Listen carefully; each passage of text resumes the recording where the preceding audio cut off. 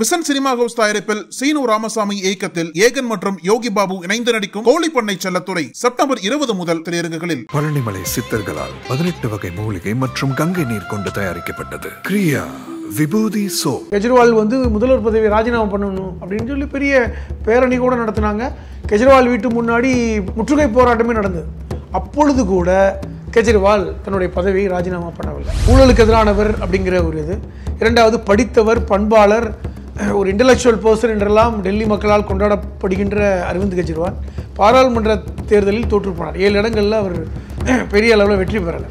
அப்போ இந்த தோல்வி அவரை யோசிக்க வைத்திருக்கோம். மக்கள் நம்புகிறாங்க, நம்ம ஊழல் செஞ்சுருப்போம் நம்புகிறாங்கன்னு ஒரு பார்வை. அரவிந்த் கெஜ்ரிவால் உள்ளே இருக்கார். டெல்லியுடைய அவருடைய ஆட்சியை வலிமையாக கொண்டுட்டு சென்றவர் இந்த அதிஜி. முக்கியம், 43 வயசு தான். கௌதம் கம்பீர் இன்னைக்கு இந்தியாவோட கிரிக்கெட் உடைய அந்த பயிற்சியாளராக இருக்கார்ல, முன்னாள் கிரிக்கெட்டர், அவரிடம் தோற்று போனார். இருப்பினும் 2020 அவருக்கு சட்டமன்றத்திலையும் வாய்ப்பு கொடுத்தார் கெஜ்ரிவால், தோற்று போன பிறகு கூட அதில் வெற்றி பெற்றார். உடனே அவருக்கு அமைச்சர் பதவி கொடுத்தாங்க. ஊழலுக்கு எதிராக போராட்டம் நடத்தும் போது இதெல்லாம் அரசியல்லாம் வேண்டாம்னு நான் சொன்னேன், கெஜ்ரிவால் கேட்கல, அதை இப்போ அனுபவிக்கிறாரு அப்படின்னு அண்ணாஹசாரே சொல்கிறாரு. அண்ணாஹசாரையே காங்கிரஸ் தோற்று போய்விடும். ஏன்னா அந்த சமயத்தில் டெல்லி ஆட்சி செய்தவர்கள் பார்த்தீங்கன்னா காங்கிரஸ் தான் டெல்லியில் முதல்வராக 15 வருஷம் அவங்க இருந்தாங்கல்ல. இதுவரை காங்கிரஸ் ஆட்சியை மாற்றி விட்டு பாஜக ஆட்சிக்கு வரணுங்கிற எண்ணம் கூட அண்ணாஹசாரேக்கு இருந்ததாலாம் நிறைய கட்டுரைகள் வந்திருக்கின்றன.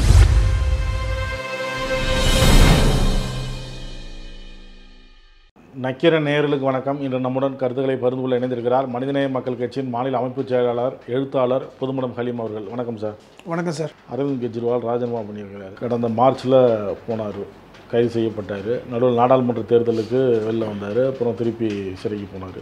சிறையில் இருக்கிறப்பெல்லாம் ராஜினாமா பண்ணல, இப்போ ராஜினாமா பண்ணியிருக்கிறார். கெஜ்ரிவால் அவர்களும் சரி, அவருடைய கட்சியான ஆம் ஆத்மியும் சரி, 2013 துவக்கப்பட்டது நோக்கமே ஊழலுக்கு எதிராகத்தான். நமக்கெல்லாம் பார்த்துருப்போம். 2013 ஊழலுக்கு எதிராகத்தான் அந்த ஆம் ஆத்மியுடைய சின்னமே அந்த பெருக்குமாறு சின்னம். அதை ஊழலை நாங்கள் இந்த இந்தியா முழுவதும் துடைத்தெறிந்து விடுவோம் அப்படிங்கிறத சொல்லித்தான் அந்த கட்சியை ஆரம்பித்தாங்க. இரண்டாவது, ஆம் ஆத்மியை பொறுத்தவரை எல்லோருமே இன்டலெக்சுவல்ஸ், கல்வியாளர்கள், அரசியல் அந்த புரிதல் உடையவர்கள், படித்தவர்கள், இப்படித்தான் அந்த முகம் காண்பிக்கப்பட்டது. டெல்லி மக்களை ஈர்த்தது. இப்போது 2013க்கு அப்புறம் இந்த கட்சி வெகு வேகமாக வளர்ந்து 2020 அவங்க ஆட்சியை பிடிச்சாங்க. 2020 மிக 60 இடங்களில் 40 இடங்களுக்கு மேலே ஆம் ஆத்மி பிடித்தது. முதல்வராக கெஜ்ரிவால் வந்தார். அது ஒன்று. அதுக்கப்புறம் அவங்க வளர்ச்சி பார்த்திங்கன்னா பிரமாதமாக இருந்தது. பஞ்சாபில் ஆட்சியை பிடிச்சாங்க. இப்படிப்பட்ட ஒரு வளர்ச்சி இன்றைக்கி இந்தியா கூட்டணியிலும் ஒரு முக்கியமான ஒரு கட்சியாக தான் ஆம் ஆத்மி இருக்குது. நீங்கள் சொன்ன மாதிரி ஏன் இப்போ ராஜினாமா பண்ணணும்? ஏன்னா 2020க்கு அப்புறம் 2021 தான் இந்த புதிய மதுபான கொள்கையை கொண்டு வந்தாங்க. இதில் தான் அவர்களுக்கு சிக்கல் ஏற்பட்டது. அதாவது பார்த்துக்கிட்டே இருந்தாங்க பாஜக, இவங்க எப்படா சிக்குவாங்கன்னு. அந்த புதிய மதுபான கொள்கையை கொண்டு வந்ததில் ஊழல் நடந்திருக்கிறது அப்படின்னு. ஏன்னா அந்த புதிய மதுபான கொள்கையே தனியாருக்கு விலைபேசி விற்பது தான். அந்த மதுபானத்தை ஒரு தனியார் நினைச்சா எவ்வளோ விலைக்கு வேணாலும் மதுபானங்களை விற்கலாம். அதாவது நம்ம இங்கே மாதிரி டாஸ்மாக் கிடையாது. அரசாங்கமே மதுபானத்தை விற்பனை செய்வதில்லை, அங்கே தனியார் விற்பனை செய்கிறாங்க. தனியார் ஆலைகளுடைய அவர்களே நேரடியாகவும் சில்லறை விற்பனையை செய்கிறாங்க. அந்த விற்பனையை என்ன சொன்னாங்கன்னா, நீ தனியார் எவ்வளோ விலை வேணாலும் வச்சுக்கலாம், எவ்வளோ டிஸ்கவுண்ட் வேணாலும் கொடுத்துக்கலாம் என்கிற மாதிரியான தனியாருக்கு சாதகமான பல்வேறு கொள்கைகளை திருத்தினார்கள் என்கிறதான் குற்றச்சாட்டு. அதன் மூலமாக நிறைய பணம் வாங்கிட்டாங்க இப்படிங்கிற குற்றச்சாட்டு. இந்த குற்றச்சாட்டு தான் அந்த சமயத்தில் ஆளுநர் சிபிஐக்கு அது மாற்றப்பட்டு ஒவ்வொரு தலைவர்களாக கைது செய்யப்பட்டார்கள். முதல்ல பார்த்திங்கன்னா அந்த சத்யேந்திர ஜெயின் அவருமே கெஜ்ரிவாலுடைய அடுத்த இடத்துல இருக்கக்கூடியவர் தான் சத்யேந்திர ஜெயினும். அதே போன்று மணீஷ் சிசோடியா இவர்கள் எல்லாம் நம்பர் 2 நம்பர் 3 இருக்காங்க. இப்போ இந்த 2 பேருமே முக்கிய அமைச்சராகவும் இருந்தவங்க. குறிப்பாக சொல்லப்போனால் மணீஷ் சிசோடியா தான் இந்த மதுபான கொள்கையில் அவருடைய அமைச்சரவின் கீழ் தான் வந்திருக்கு. அவர் தான் அதில் சில விஷயங்களை மாற்றம் செய்தார். குறிப்பாக தனியாருடைய அந்த சாராய ஆலைகளுக்கான அந்த இதெல்லாம் தள்ளுபடி பண்ணார். அதில் ஒரு 140 கோடி ரூபாய் அரசுக்கு இழப்பு ஏற்பட்டது. இதெல்லாம் குற்றம் சுமத்தினாங்க. இப்போ இது ஒரு பக்கம் குற்றம் இன்னும் நிரூபிக்கப்படலை. அது அமலாக்கத்துறை அதை கையில் எடுத்தது. மணீஷ் சிசோடியாவும் கைது செய்யப்பட்டார். இதெல்லாம் ரைட்டு. எதற்கு இந்த சூழ்நிலை வருது அப்படின்னா, 2020 ஆட்சிக்கு வர்றாங்க, 2021 மதுபான கொள்கையுடைய பிரச்சனை, 2022 சத்யேந்திர ஜெயின் கைது செய்யப்படுறாரு, 2023 துணை முதல்வராக இருந்தால் மணீஷ் சிசோடியா கைது செய்யப்படுறார். அப்போ எப்பொழுது வேண்டுமானாலும் கெஜ்ரிவால் கைது செய்யப்படுவார் என்று போன வருஷத்துலேருந்தே ஆரம்பிச்சிட்டாங்க. அப்போ கெஜ்ரிவால் வந்து முதல்வர் பதவியை ராஜினாமா பண்ணணும் அப்படின்னு சொல்லி பெரிய பேரணி கூட நடத்தினாங்க. கெஜ்ரிவால் வீட்டு முன்னாடி முற்றுகை போராட்டமே நடந்தது. அப்பொழுது கூட கெஜ்ரிவால் தன்னுடைய பதவியை ராஜினாமா பண்ணவில்லை.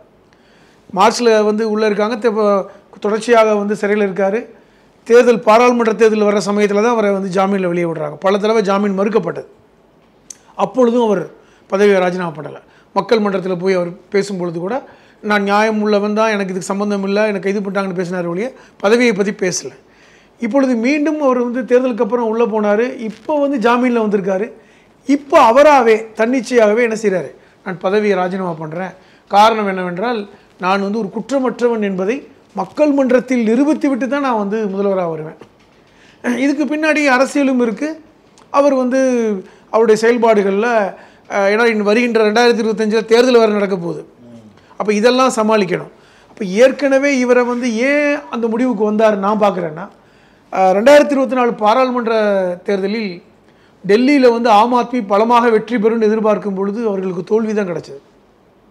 ஆட்சியில் இருக்கின்ற ஒரு கட்சி, ஊழலுக்கு எதிரானவர் அப்படிங்கிற ஒரு இது. இரண்டாவது, படித்தவர், பண்பாளர், ஒரு இன்டலெக்சுவல் பர்சன் என்றெல்லாம் டெல்லி மக்களால் கொண்டாடப்படுகின்ற அரவிந்த் கெஜ்ரிவால் பாராளுமன்ற தேர்தலில் தோற்று போனார். 7 இடங்களில் அவர் பெரிய அளவில் வெற்றி பெறலை. அப்போ இந்த தோல்வி அவரை யோசிக்க வைத்திருக்கோம். மக்கள் நம்புகிறாங்க, நம்ம ஊழல் செஞ்சுருப்போம் நம்புகிறாங்கன்னு ஒரு பார்வை. இரண்டாவது, 2025 டெல்லியில் வந்து சட்டமன்ற தேர்தல் நடக்கும் பொழுது இதெல்லாம் சரி பண்ணாமல் நம்ம தேர்தலில் போட்டியிட்டால் ஆம் ஆத்மி தோற்று போய்விடும் என்கிற எண்ணமாக இருக்கலாம். இப்போ அதனால தான் அவர்கள் வந்து இப்போ வந்து தன்னுடைய பதவியை ராஜினாமா பண்ணிட்டு உள்ளே வர்றார். இரண்டாவது, இப்போது ஹரியானா தேர்தல் நடக்குது. அக்டோபர் 5 ஹரியானா தேர்தல் நடக்குது. அந்த ஹரியானா தேர்தலில் தனியாக ஆம் ஆத்மி இருக்கிறது. இந்தியா கூட்டணியில் இருந்தாலும் கூட அங்கு வந்து காங்கிரஸுக்கும் பாஜகவிற்கும் போட்டி என்றாலும் ஆம் ஆத்மிக்கு ஒரு செல்வாக்கு இருக்குது. ஏற்கனவே பஞ்சாபில் அவர்கள் தான் ஆட்சி செய்கிறாங்க. ஹரியானாவும் பஞ்சாபும் அடுத்தடுத்த மாநிலங்கள் தான். அப்போ பஞ்சாபில் ஆட்சி செய்கின்ற ஆம் ஆத்மி ஹரியானாவில் போட்டியிடுது. இப்போ இந்த தடவை நம்ம வெற்றி பெறணும், ஹரியானாலையும் ஒரு கூட்டணி ஆட்சியாக அதை காங்கிரஸோடு அமைக்கணும் அப்படிங்கிற எண்ணம் கெஜ்ரிவாலுக்கு இருக்கிறது. அப்போ இதை வந்து ஒரு முன்னிறுத்தி தான், இதை யோசித்து தான் என்ன பண்ணுறாரு, ஒரு புதிய ஆட்களை வந்து ஒரு முதல்வராக நியமிக்கிறார். இந்த அதிஜிங்கிற அந்த பெண்மணி, அவர் ஹரியானாவை சார்ந்தவர், ஒரு பஞ்சாபி. அவர் பஞ்சாபி ஹரியானாவை சார்ந்தவரை கொண்டு வந்து என்ன செய்கிறாங்க, முதல்வராக இன்றைக்கி முன்னிறுத்தப்படுகிறார். ஏன்னா அவருமே வந்து முக்கியமான ஆள் தான். ஏன்னா இன்றைக்கி சத்யேந்திர ஜெயின் வந்து கேஸ் அவர் மேலே இருக்குது, மணீஷ் சிசோடியா மேலே கேஸ் இருக்குது. அதை விட முக்கியம், ஆம் ஆத்மியுடைய துணைத் தலைவராக இருக்கின்ற சஞ்சய் சிங் மேலே கேஸ் இருந்து கைது செய்யப்பட்டிருக்கார். இப்படி முக்கிய நபர்கள் எல்லாம் இன்றைக்கி வந்து அமலாக்கத்துறையுடைய இதில் சிக்கியிருக்கும்போது, அப்போ ஊழல் இல்லாமல் குற்றச்சாட்டு இல்லாத ஒருத்தரை கொண்டு வரணும் அப்படிங்கிறது அரவிந்த் கெஜ்ரிவாலுக்கு ஒரு முக்கியமான டாஸ்க்கு. இப்போ இன்றைக்கி அரவிந்த் கெஜ்ரிவால் வந்து சிறையில் இருக்கும் பொழுது இந்த 6 மாதங்கள் பார்த்திங்கன்னா, இந்த 3 மாதத்துக்கு மேலே ஏப்ரல், மே, ஜூன் இந்த காலகட்டங்களில் அரவிந்த் கெஜ்ரிவால் உள்ளே இருக்கார். அந்த காலகட்டத்தில் டெல்லியுடைய அவருடைய ஆட்சியை வந்து வலிமையாக கொண்டுட்டு சென்றவர் இந்த அதிஜி. முக்கியம், 43 வயசு தான். 3வது பெண் முதல்வராக டெல்லியில் பயணப்பட இருக்கிறார். சொல்லப்போனால் அவர் கல்வி அமைச்சராக இருக்கிறார். கல்வித்துறையில் ஆம் ஆத்மி டெல்லியில் புரட்சி செய்திருக்கிறதுன்னு எல்லாரும் நம்புகிறாங்க. நம்ம சிஎம்ஐ போய் பார்த்துட்டு வந்தார். கல்வியிலையும் சுகாதாரத்திலையும் ரொம்ப ஒரு பெரிய அளவில் முயற்சி பண்ணி டெல்லியில் இருக்கின்ற பள்ளிக்கூடங்கள் தரம் உயர்ந்திருக்கிறது. இன்றைக்கி கட்டடங்கள் வந்து சிறப்பாக இருக்குது, கட்டண உயர்வு தடுக்கப்பட்டிருக்கிறது, ஆசிரியர்கள் தேர்வு என்பது ப்ரொஃபஷனலாக இருக்குது, அந்த அந்த அந்த பாடத்திட்டங்கள் எல்லாமே வந்து தனியார் பள்ளிக்கூடங்களை விட சிறப்பாக இருக்குன்னு சொல்லி இன்றைக்கி கொண்டு வந்துட்டாங்க. இதற்கு பின்புலமாக இருந்தவர் அதிஜி. அதில் இன்னொன்று சொல்கிறாங்க, அதிஜியுடைய கணவர் அவர் வந்து டெல்லி ஐஐடியில் படித்தவர், ஐஏஎம்மில் படித்தவர், ஒரு பெரிய நிறுவனத்தில் சிஇஓவாக இருந்தவர். அவர் அதிஜிக்கு வந்து உதவியாளராக இருந்து கொண்டு இந்த கல்வி விஷயங்களில் நிறைய சப்போர்ட் பண்ணியிருக்காருங்கிற விஷயமும் சொல்கிறாங்க. இந்த அதிஜி வெறுமனே வந்து கெஜ்ரிவாலுடைய நம்பிக்கை பெற்றவர் மட்டுமல்ல, மணீஷ் சிசோடியாவுடைய அசிஸ்டண்டாக இருந்தார் ஆரம்பத்தில். 2013 ஆம் ஆத்மிங்கிற கட்சி உருவான போது மணீஷ் சிசோடியா முக்கியமான நபர். அவருக்கு எல்லா வகையிலையும் உதவியாளராக இருந்தவர் தான் இந்த அதிஜி. அப்படிப்பட்ட ஒரு நபர். இப்போ அவர் வந்து ஊழலும் சிக்கலை, ரெண்டாவது திறமையானவர், 43 வயசு, ஒரு பெண்மணி. கெஜ்ரிவால் சிறையில் இருக்கும் பொழுது ஊடகங்களை சமாளித்தவர் இந்த அதிஜி தான். பாஜகவோடு ஒரு பிரச்சனைலாம் வந்துச்சு. எப்படின்னா, இந்த தேர்தல் சமயத்தில் 30 லட்சம் வாக்காளர்கள் பட்டியலில் இல்லை என்கிற பிரச்சனையை கிளப்பினார். அதுவே ஒரு கேஸ் நடந்தது. அதை விட முக்கியமான ஒரு விஷயம் என்னென்னா, அதிஜி சொன்னது, என்னை பாஜக வந்து சேரணும்னு சொல்லி அழைக்கிறாங்க, அதில் நான் சேரலைன்னா நான் வந்து நான் என்னை கைது பண்ணி விடுவேன் என்று சொல்கிறார்கள். இந்த கேஸ் நடந்துகிட்டு இருக்கு. வெளிப்படையாக பட்டவர்த்தனமாக சொன்னார், என்னை பாஜகவில் சேரும்படி நிர்பந்திக்கிறார்கள். அப்போ இது வந்து ஒரு பெரிய பரபரப்பாச்சு. ஆம் ஆத்மிக்கு வந்து இது ப்ளஸ்ஸாக மாறியது. அப்போ கெஜ்ரிவால் இல்லாத இடத்தை அதிஜி ஓரளவிற்கு நிரப்பினார் என்று சொல்கிறார். அதனால தான் அதிஜியை இன்றைக்கி முதல்வராக கொண்டு வந்திருக்காங்க. இப்போ இன்றைக்கி கூட அவர் பேட்டி கொடுக்கும்போது சொல்கிறார், இன்னுமே அதில் முதல்வர் இடம் காலியாகத்தான் இருக்கிறது, அவர் தான் நிரந்தர முதல்வர், அரவிந்த் கெஜ்ரிவால் தான் நிரந்தர முதல்வர், நான் வந்து அவர் பணியை செய்கிறேன் அப்படிங்கிற. நம்ம தமிழ்நாட்டில் சொல்லுவாங்கல்ல, நிரந்தர பொதுச் செயலாளர் ஜெயலலிதா தான். வேறு கட்சியில் இருந்தால் எம்எல்ஏ வாய்ப்பு கூட கிடைக்காதுன்னு சொன்னார். அதையும் சொன்னாங்க, எனக்கு வேறு கட்சியில் இருந்தால் எம்எல்ஏ கூட கொடுத்துருக்க மாட்டாங்க. இன்றைக்கி நான் வந்து எம்எல்ஏ ஆகி முதல் கல்வி அமைச்சராக வந்து முதலமைச்சர் பதவிக்கு வந்து இன்றைக்கி முதல்வர் ஆகிட்டேன். ஒரு முதல் தலைமுறை அரசியல்வாதி முதல்வராக என்பது எங்கேயுமே சாத்தியமில்லை. அவர் 2019 பாராளுமன்ற தேர்தல் தான் ஃபஸ்ட்டு போட்டிட்டார். உங்களுக்கு ஞாபகம் இருக்குமான்னு தெரியல, உங்களுக்கு கூட ஞாபகம் இருக்கலாம். கிரிக்கெட் பிளேயர் கம்பீர்கிட்ட தோத்தார்.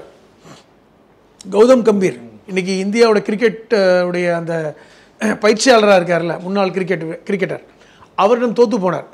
இருப்பினும் 2020 அவருக்கு சட்டமன்றத்திலையும் வாய்ப்பு கொடுத்தார் கெஜ்ரிவால். தோற்று போன பிறகு கூட அதில் வெற்றி பெற்றார். உடனே அவருக்கு அமைச்சர் பதவி கொடுத்தாங்க. அந்த காலகட்டத்தில் தான் அதுக்கப்புறம் இந்த சிசோடியா, இந்த சத்யேந்திர ஜெயின்லாம் கைது செய்யப்பட்ட உடனே அமைச்சரானார். அது வரைக்கும் அமைச்சர் ஆகலை. அப்போ வந்து முக்கியமான தலைகள் போனதுக்கப்புறம் தான் அவருக்கு வாய்ப்பும் கிடைத்தது. ஆனால் கிடைத்த வாய்ப்பை பயன்படுத்தினார், அதான் உண்மை. இப்போ 2022 தான் அவர் அமைச்சராகிறார். இந்த 2 வருடங்களில் அவர் அமைச்சராக சிறப்பாக செயல்பட்டார் அப்படிங்கிற ஒரு குட் புக்கில், கெஜ்ரிவாலுடைய குட் புக்கில் இடம்பெற்றார். திறமையான பெண்மணி, ஊடகத்தையும் சிறப்பாக சமாளிச்சிட்டாரு. எந்த விதமான, அதாவது கெஜ்ரிவாலிடம் கேட்கின்ற அத்தனை கேள்விகளும் அதிஜியிடம் கேள்வி கேட்கப்பட்டது. பாஜகவுடைய நெருக்கடியை சந்திச்சு கெஜ்ரிவால் மனைவி கூட வருவாங்க அப்படின்னு சொன்னாங்க. உண்மைதானே? பாராளுமன்ற தேர்தல் சமயத்தில் கெஜ்ரிவால் வந்து வெளியே வரலைன்னா, ஏற்கனவே உங்களுக்கு தெரியும்ல, இந்த ஜார்க்கண்டில் கூட அவருடைய முதல்வர் கைது செய்யப்பட்டார்ல, அந்த தேர்தலில் அவருடைய மனைவியை தான் வந்து முதல்வர் ஆக்கணும்னு சொல்லிட்டு தேர்தல் பிரச்சாரம் பண்ணாங்க. அதே போன்று கெஜ்ரிவாலுடைய மனைவியை கொண்டு வரணும், சுனிதான்னு நினைக்கிறேன், சுனிதா கெஜ்ரிவால், அவர்களை கொண்டு வரணும் அப்படின்னு போகும்போது அது ஒரு வகையில் வந்து ஏன்னா அது கொண்டு வந்தாலுமே சிக்கல் வரணும்னு கெஜ்ரிவால் நினச்சிருக்கலாம். ஏன்னா அவர் மேலே ஏற்கனவே மதுபான ஊழல் வழக்குன்னு சொல்லி இருக்கும் பொழுது அவர் மனைவியும் சேர்த்து சார்ஜ் பண்ணுறதுக்கு வாய்ப்பு இருக்குது. அப்போ இது சம்மந்தம் இல்லாத ஒரு நபர், ரெண்டாவது ஒரு திறமையான ஒரு நபர் முன்னிறுத்தப்படணும் அப்படின்னு நினச்சிருக்கலாம். அதுக்கு அதிஜி வந்து சரியான நபர் என்று கெஜ்ரிவால் நினைத்திருக்கலாம். அது சரியான நபர் தான். என்னால் அதிஜியுடைய ஆக்டிவிட்டீஸ் பார்த்தீங்கன்னா கடந்த 2 வருஷம் டெல்லி அரசியலில் கெஜ்ரிவாலுடைய இடத்தை நிரப்பும் அளவிற்கு அவர் வந்து மீடியாவில் பேசப்பட்டார். அதுதான் அது கெஜ்ரிவாலுக்கும் அதில் உயர்மட்ட தலைவர்களுக்கும் ஒரு நம்பிக்கையை கொடுத்துருக்கலாம். ரெண்டாவது, இப்போ நம்பர் 1ஆக இருப்பவர் கெஜ்ரிவால், நம்பர் 2ஆக இருப்பவர் மணீஷ் சிசோடியா, 2 பேரிடமே நல்ல பேர் எடுத்தவர் தான் இந்த அதிஜி.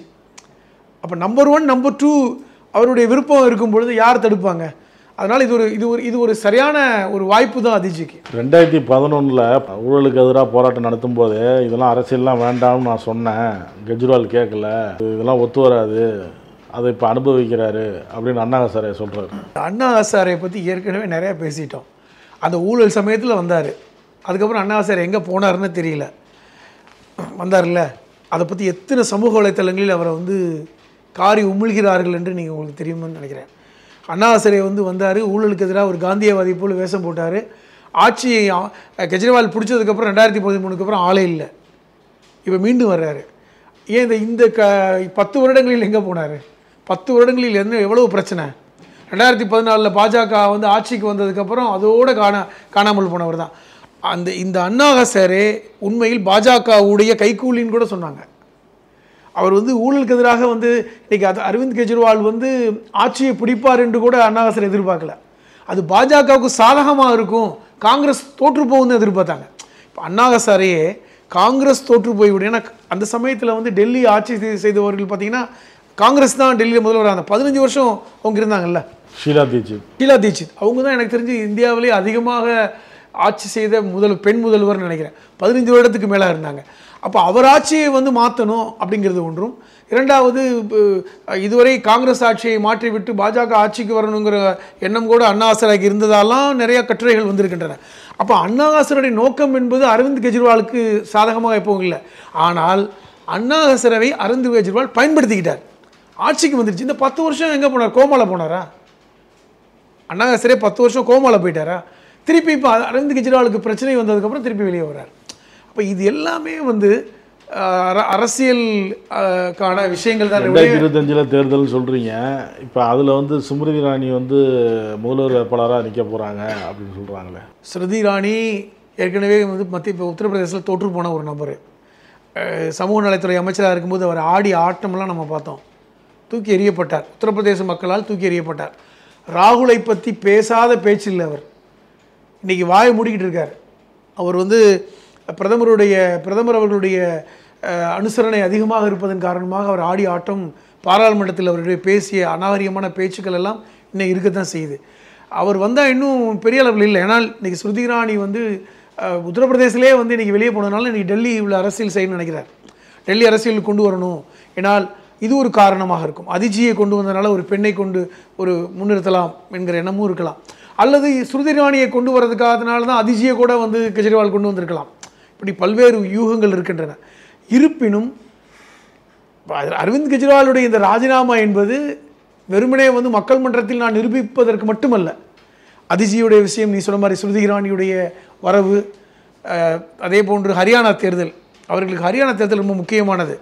ஹரியானாவில் ஒரு மாற்றத்தை, ஏன்னா பஞ்சாபில் ஜெயிச்சது மாதிரி ஹரியானாவில் வெற்றி பெறணுங்கிறது அரவிந்த் கெஜ்ரிவாலுடைய கணக்கு. ஏன்னா பக்கத்து மாநிலம். அப்போ பக்கத்தில் இருக்கின்ற மாநிலம் எல்லாம் ஆட்சி பண்ணிகிட்டு இருக்கோம். ஹரியானாவில் இன்றைக்கி வந்து பாஜக ரொம்ப மோசமான இடத்துக்கு போயிடுச்சு. இன்றைக்கி வந்து கட்டார் வந்து தொற்று போய்விடுங்கிற இடத்துக்கு போயிட்டாங்க. அப்போ காங்கிரஸ் வரக்கூடிய வாய்ப்பு இருக்கும் பொழுது இப்போ அரவிந்த் கெஜ்ரிவால் உள்ளே நுழைந்து அதை தடுக்கிறாரா? ஏன்னா இன்றைக்கி பாஜக அதை விரும்புகிறாங்க. இப்போது பாஜக என்ன சொல்கிறாங்க, அரவிந்த் கெஜ்ரிவால் வந்து காங்கிரஸ் போகின்ற வாக்குகளை சிதறடிக்கலாம், அதன் மூலமாக பாஜகவுக்கு லாபம் கூட அவங்க சொல்கிறாங்க. எப்படின்னு நமக்கு தெரியாது. அக்டோபர் 8 தான் ரிசல்ட் வரப்போகுது. அப்போ இதெல்லாம் ஒரு அரசியல் கணக்கு தான். அப்போ இவர் வந்து ராஜினாமா செய்தது என்பது வெறுமனே வந்து நான் நியாயவான் அப்படிங்கிறதுக்காக மட்டுமல்ல. நியாயவானாக இருக்கேன், மக்கள் முடிவு பண்ணட்டும், இந்த ஹரியானா தேர்தலே மக்கள் முடிவு பண்ணட்டுங்கிற அளவு அவர் பேசுறது அப்படி தான் பேசுகிறார். ஹரியானா தேர்தலில் நான் ஊழலற்றவன் என்று மக்கள் நினைத்தால் எனக்கு வாக்களியுங்கள்னு கேட்குறார். இது முழுக்க அரசியல் தான். இப்போ அதனால தான் இது ஹரியானா தேர்தல், அதுக்கப்புறம் வருகின்ற டெல்லி தேர்தல் ரெண்டையும் தொடர்புபடுத்தி பார்க்கணும் அப்படின்னு நான் கேட்குறேன். ரொம்ப நன்றி சார். நன்றி. உங்கள் நக்கீரன் இதழில் கதாசிரியர், தயாரிப்பாளர், இயக்குனர் என பன்முகம் கொண்ட திரைக்கலைஞர் VC குகநாதன் எழுதி வரும் சினிமா கொட்டகை பரபரப்புக்கு பஞ்சமில்லா தொடர். வாங்கி படியுங்கள். நக்கீரன். நக்கீரன் டிவிக்கு சப்ஸ்கிரைப் செய்யுங்கள். உங்கள் ஆதரவே எங்கள் பலம். ஆசிரியர்களுக்கு நண்பனாகவும் மாணவர்களுக்கு ஆசானாகவும் திகழும் தேர்வு வழிகாட்டி. ஒவ்வொரு பாடத்திற்கும் அனுபவமிக்க ஆசிரியர்களின் துல்லியமான தெளிவான விடைகள். CNC இருக்கு, தேர்வு பயம் எதற்கு? இது தீரன் பப்ளிஷிங் ஹவுஸ் விற்பனை வெளியீடு.